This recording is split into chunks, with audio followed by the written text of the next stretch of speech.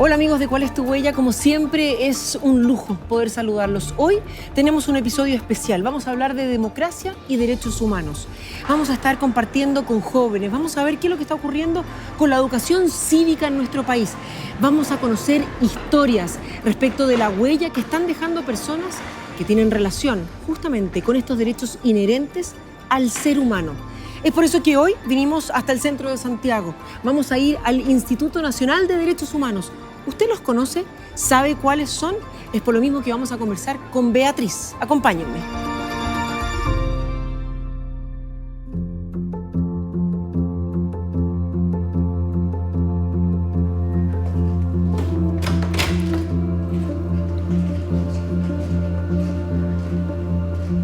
Permiso. Beatriz. Hola, ¿Cómo Carolina. estás? Bien, ¿y tú? Muy bien, gracias. Gusto de saludarte. Lo mismo, gracias por recibirnos. No, felices. Beatriz, voy directo al grano. Necesitamos saber cuáles son los derechos humanos de las personas, los derechos a los cuales tenemos por inherencia la capacidad de poder exigirlos. Perfecto. Para que tú nos puedas ayudar. Sí. Bueno, primero que todo, para hablar de derechos humanos tenemos que saber de qué hablamos cuando hablamos de derechos humanos.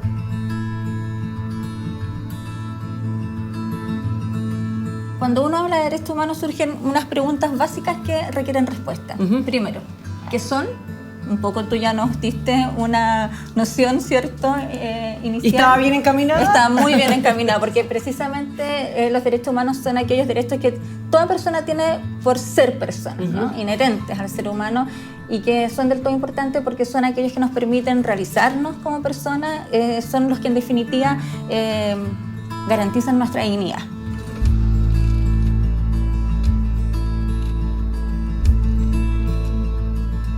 Uno de los principios que es como una base en un Estado democrático de derechos es el principio de igualdad y no discriminación.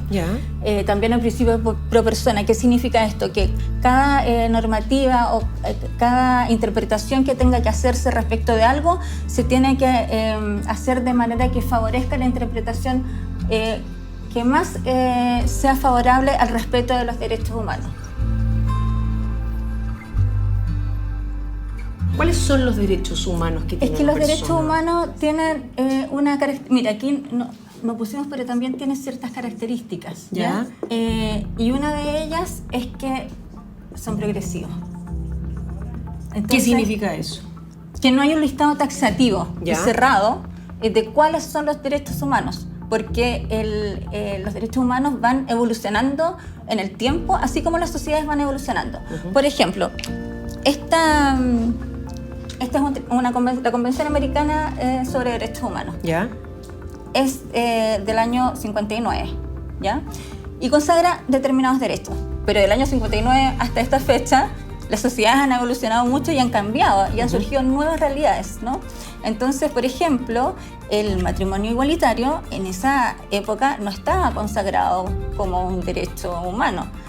Sin embargo, con el correr de los tiempos, evidentemente, van surgiendo situaciones que tienen que ser también protegidas. Pero además los derechos humanos están reconocidos en la legislación nacional, por cierto, sí. ¿no? En la Constitución política y también en las leyes. ¿Qué pasa con esta normativa internacional? Porque mucha gente puede decir, bueno, como son instrumentos internacionales, no nos afectan a nosotros como país. Sin embargo, esto no es así, porque son convenciones y tratados internacionales a los que cada Estado que suscribió se obliga a respetarla. Y tanto es así que la propia Constitución política, en un artículo particular, que es el artículo 5, hace mención expresa a los derechos humanos que han sido suscritos por Chile y que están vigentes. En cada país, el Estado es el principal obligado ¿cuáles son las obligaciones que tiene el Estado respecto a los derechos humanos? Principalmente 3, ¿no? Respetar. ¿Qué significa respetar? Es decir, que no tiene que generar ninguna acción que impida a las personas el ejercicio y goce de sus derechos, de los que están consagrados en la legislación, ya lo vimos, ¿cierto? Nacional e internacional. Pero también debe promoverlos. ¿Qué significa promover? Difundirlos, ponerlos en conocimiento de la ciudadanía, porque si no, ¿Cómo las personas van a poder ejercer sus derechos si no están en conocimiento de los mismos? Pasa mucho. Y eso te iba a decir justamente, ¿existe en Chile un conocimiento absoluto o a grandes rasgos, si tú quieres, de lo que son los derechos humanos de las personas? Yo te diría que hemos avanzado, pero falta mucho. O sea, y no solo un conocimiento teórico, ¿no? Sino que también forjar una cultura sólida de respeto a los derechos humanos. Y eso pasa mucho por la educación y la promoción en materia de derechos humanos, que tiene que venir desde la base. Entonces, bueno, ahí el Estado todavía entonces tiene un desafío muy grande en cuanto a la educación, dentro de lo que es cierto la promoción de estos derechos.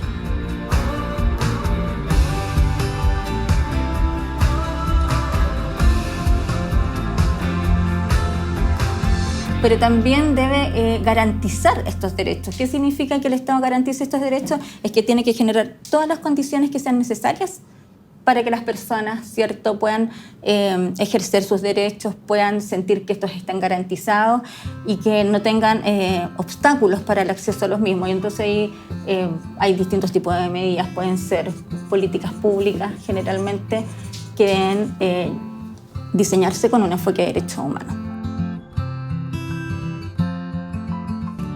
Cuando hablamos de el rol de educación que tienen, Beatriz, también acá hay una serie de instrumentos, todos estos libros que hablan de los derechos humanos y están acotados a diferentes grupos, ¿no? ¿No es así? Claro, estos son en definitiva los instrumentos internacionales sobre derechos humanos. Cuando hablábamos hace un rato atrás, ¿dónde están recogidos, dónde están reconocidos estos derechos? Están en diversas convenciones internacionales, tratados internacionales. Pero cuando uno le habla a las personas de un tratado internacional, puede parecer algo muy abstracto o algo muy poco aprehensible o comprensible. Si bien es cierto, como hablábamos un rato atrás, el Estado tiene la obligación, ¿cierto?, de generar una educación en materia de derechos humanos desde la base. Evidentemente nosotros también lo tenemos como mandato legal y por ello nos hemos ocupado de llegar a distintos públicos. Y entre ellos, por cierto, a los niños, niñas y adolescentes, porque son la base, quienes van en el día de mañana a poder seguir colaborando en esta tarea, ¿cierto?, de promover y defender los derechos humanos, porque en definitiva la defensa y la promoción de derechos humanos no es solo una labor del Estado, no es solo una labor del INDH o de las distintas instituciones autónomas que puedan existir, como la Defensoría de la Niñez u otras, sino que también es una labor de todos. Esa es digamos, el objetivo y la gracia como de la educación y la formación en temas de derechos humanos, entender que cada uno de nosotros, sin tener que trabajar específicamente en un lugar sobre derechos humanos, cada uno de nosotros y nosotras puede ser un defensor o defensora de derechos humanos. Y justamente en ese sentido, Beatriz, tratando de acercarlo un poco a la ciudadanía, ¿cómo es la logística? ¿Qué pasa si yo veo que los derechos de otros se están vulnerando? ¿Qué es lo que yo debería hacer? ¿Cuál es la forma de acercarme? Tenemos la atención presencial. Esta oficina está acá en Santiago Centro, pero no solo de esta oficina, sino que de cada sede en cada región del país. Y además con esto como de la inmediatez en las comunicaciones hoy en día, habilitamos 3 WhatsApp institucionales para que las personas también puedan dejar sus denuncias, porque a veces muchas de estas denuncias van acompañados de registros gráficos. Muy bien, Beatriz, muchísimas gracias. Gracias a ti.